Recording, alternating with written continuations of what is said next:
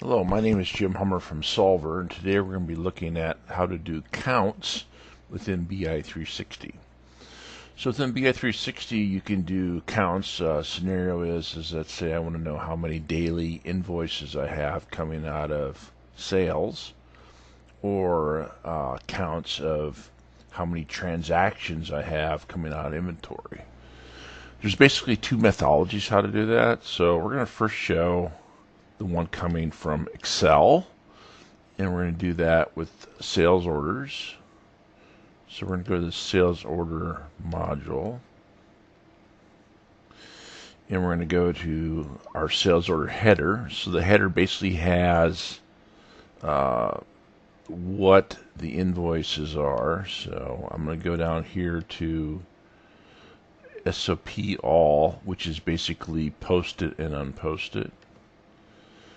And I'm going to scroll down here to SOP number, sales number. And I'm going to create a selection on the row, and we're going to change this a little bit later.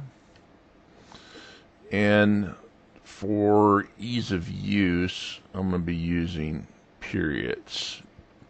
So if I go into my SOP all, so I'm going to go into history here, and I'm going to have posting periods. I can also go here into functions and do this period this year. So I can use my functions if I want. I can also use date syntax, so I can do today, tomorrow, the day after. I can do a variety of different things.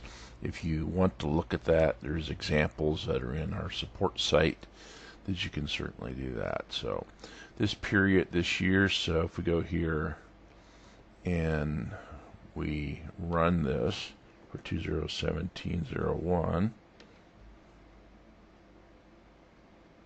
this shows me all my SOP numbers. So that's how many invoices I have for that period. So I can change that. Actually, I'm going to go up here and remove my SOP number. And I'm going to go here and go in here, and I'm going to go equals count and do a range of C9 to C10. Let's see what that does. So if I do that, it gives me 0. Now what does it do that? So basically it counts numbers. So if you want to count alphanumerics, what you got to do is go inside of here, do count A.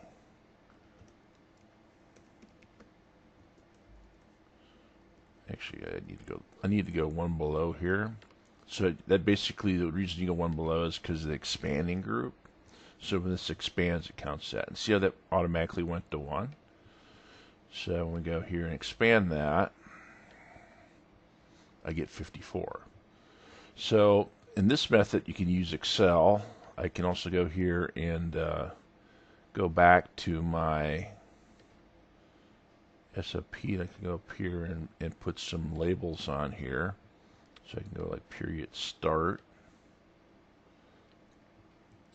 Additionally, I can do a filter. So instead of SOP number, I could go here and go up to sales order documents and see I want to only see my invoices and my returns. Okay, and now when I run this, it gives me just my invoices, and I have 26 invoices for that period right here. So that's one methodology.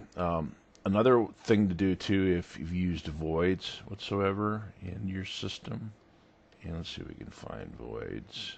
There's a void status. Notice I typed in a V.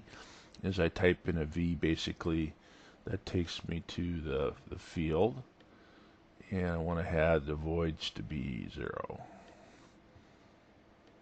Not many people use voids. If you do, you have to learn how to filter for them. so that's still 26. But it can cause problems if you do use them. Okay, so let's go back parameters and go none. So I'm going to go this and call this Excel. And then I'm going to go into a new field and do another methodology here. So I'm going to go into my all here and grab my SOP number, put it on my column, and I'm going to go to my function and do this function this year. And I'm going to go back here and put my label on.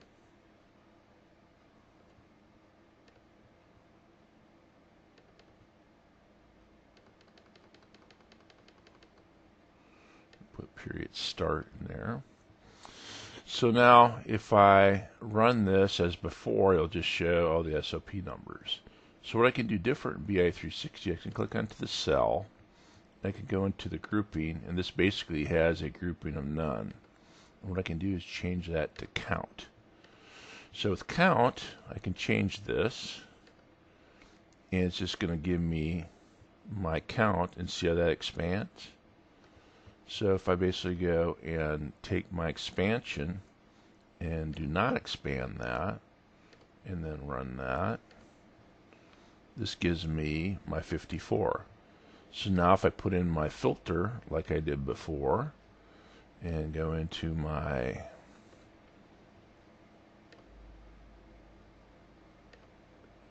SOP type, which is right here.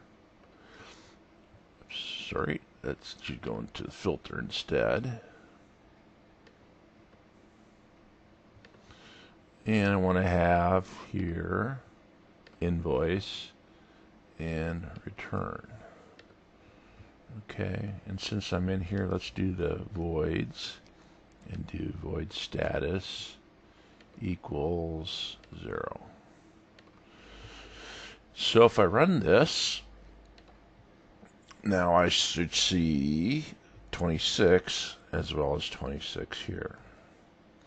So the advantage is that you can basically run these if you want to do charts and such much easier and quicker if you used the grouping method.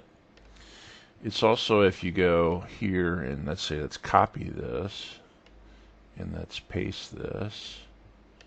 Okay, if I make another column, and here I'm going to go and go plus 1,